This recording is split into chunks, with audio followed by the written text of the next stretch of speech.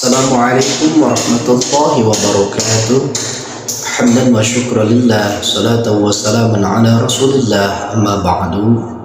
Sahabat-sahabatku yang dirahmati Allah, alhamdulillah wa syukur ala ni'amillah, kita semua bisa berjumpa kembali di channel Ihsan Tajwid Official, yaitu channel untuk tutorial seputar ilmu Al-Quran, yaitu ilmu tajwid. Gimana kabarnya, semuanya sehat? Semoga kita semua selalu diberikan kesehatan oleh Allah Subhanahu wa Ta'ala, sehingga kita semua bisa menjalankan aktivitas kita masing-masing dalam keadaan lancar. Dan semoga saudara-saudara kita yang diberikan penyakit oleh Allah, yang saat ini lagi kurang sehat atau lagi sakit, mudah-mudahan akan kita semua, mereka semua sahabat-sahabat kita diberikan kesehatan oleh Allah Subhanahu wa Ta'ala, diangkat penyakitnya oleh Allah Subhanahu wa Ta'ala, ya Rabbal alamin. Dan yang utama, semoga kita semua selalu ada dalam lindungan Allah Subhanahu wa Ta'ala, amin ya Allah ya Rabbal alamin. Sahabat-sahabatku yang dirahmati Allah, insyaallah pada kesempatan kali ini saya akan menjawab salah satu komentar dari adik-adik saya, dari sahabat-sahabat saya, yaitu mengenai perbedaan antara hukum izhar dan sifat jahar. Perlu diketahui, rukun tajwid yang saya sudah jelaskan di video sebelumnya itu ada 8 rukun. Salah satunya ada makharijul huruf, yang kedua ada sifatul huruf, yang ketiga ada ahkamul huruf. Sementara 3 ini. Nah, perbedaan antara hukum izhar dan sifat jahar ini berada dalam rukun tajwid bagian nomor kedua dan nomor ketiga. Bagian rukun tajwid yang ketiga yaitu ahkamul huruf. Bagian rukun tajwid yang kedua adalah sifatul huruf. Jadi perbedaannya, kalau ahkamul huruf itu termasuk hukum-hukum huruf hijaiyah. Kalau sifatul huruf itu sifat-sifat yang berada dalam huruf hijaiyah. Jadi perbedaannya antara hukum izhar dan sifat jahar itu memang jauh berbeda.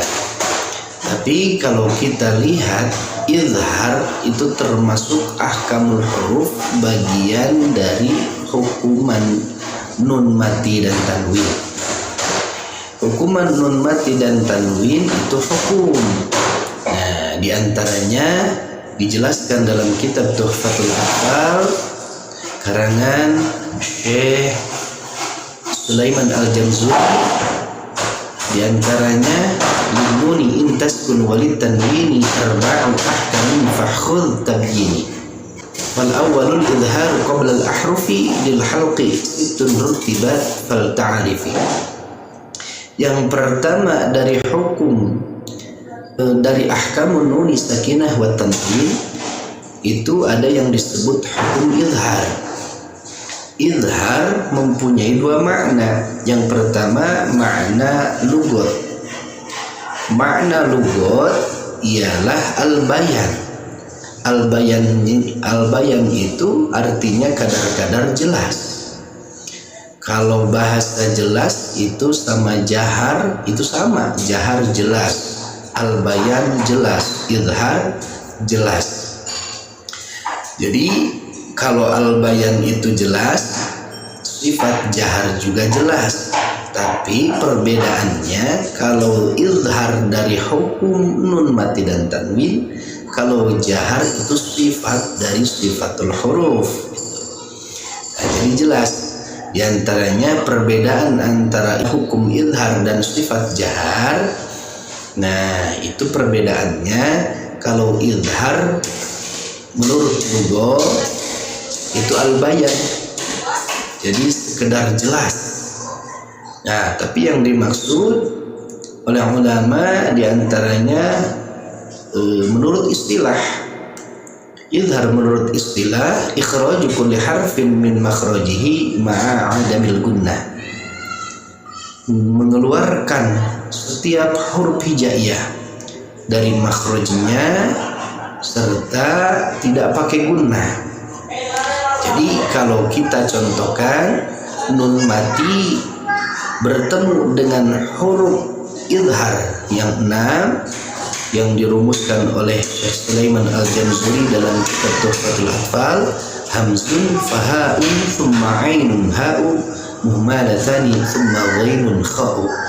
Contoh nun mati bertemu huruf hamzah, man amana, itu yang harus jelas, itu nun matinya man amana. Tapi selain jelas itu cara bacanya jangan pakai gunnah, man amana, jangan dibaca man amana, itu tak boleh.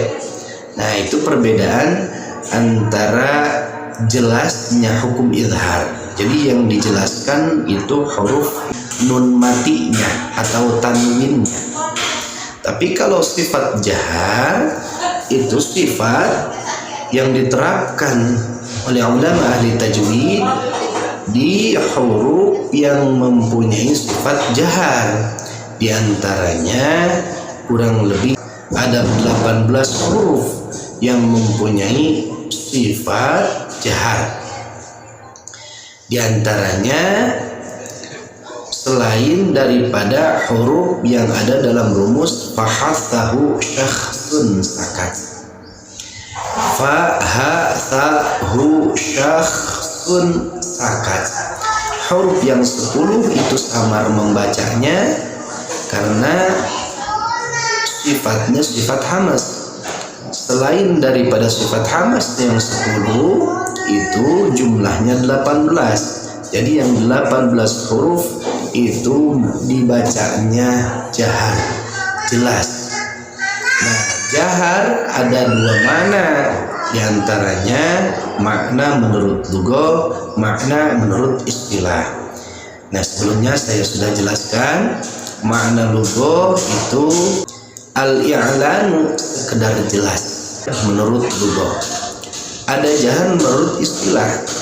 Jahar menurut istilah inhibasu jarayanun nafasi inda nutqi bil harfi li quwwatil i'timadi ala makhrajihi.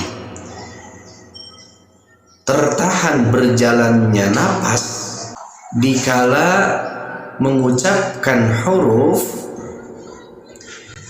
dikarenakan kuat makhrajnya. Jadi untuk sifat jahar menurut istilah kurang lebih seperti itu. Nah, kesimpulannya untuk sahabat-sahabat saya yang bertanya di kolom komentar, cukup jelas mungkin pertanyaannya antara hukum izhar dan sifat jahar seperti itu. Jahar itu jelas, izhar itu jelas, tapi perbedaannya kalau jahar dari sifatul huruf, nah sifat yang berada dalam huruf, tapi kalau izhar dari hukum-hukum huruf. Semoga kita semua bisa memahami apa yang barusan saya sampaikan, dan untuk selanjutnya insya Allah saya akan meneruskan kajian tajwid yang biasa saya sampaikan, yaitu mengenai sifatul huruf, masih bagiannya laha tidur atau sifat yang mempunyai lawan. Nah, untuk sementara dicukupkan sekian. Mohon maaf bila ada kesalahan dan kekurangan. Usikum wa nafsi bi taqwallah wal afu minkum. Wassalamualaikum warahmatullahi wabarakatuh.